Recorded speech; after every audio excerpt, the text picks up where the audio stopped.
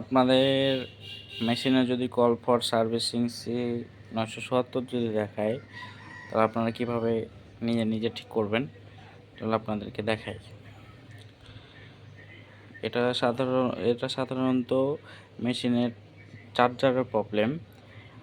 চার্জারটা খুলে পরিষ্কার করতে হবে। চলেন তাহলে দেখাই আপনাদেরকে। আমাদের কভারটা খুলব, খোলার পর চার্জারটা বের করবেন। আপনার হচ্ছে যে এখানটায় লকটা এদিকে একটু ইয়ে করবেন। এখানে একটা ক্লিপ আছে দেখতে পাচ্ছেন, এটা টানতে হবে। তারপরে এটা টানবেন।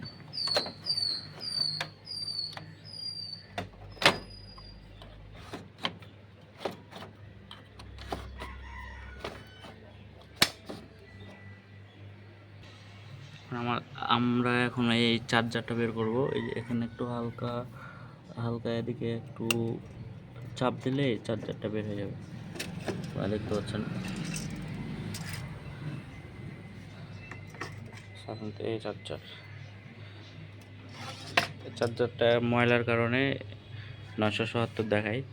এটা আমরা পরিষ্কার করব।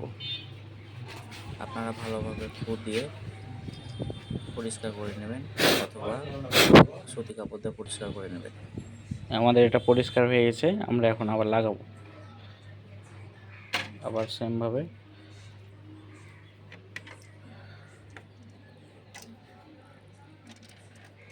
এখানে হালকা করে টান মেরে সুন্দরভাবে লাগাই দিলাম। এবার ইউনিটটা লাগাবো। লাইন দেওয়ার পর কী হবে,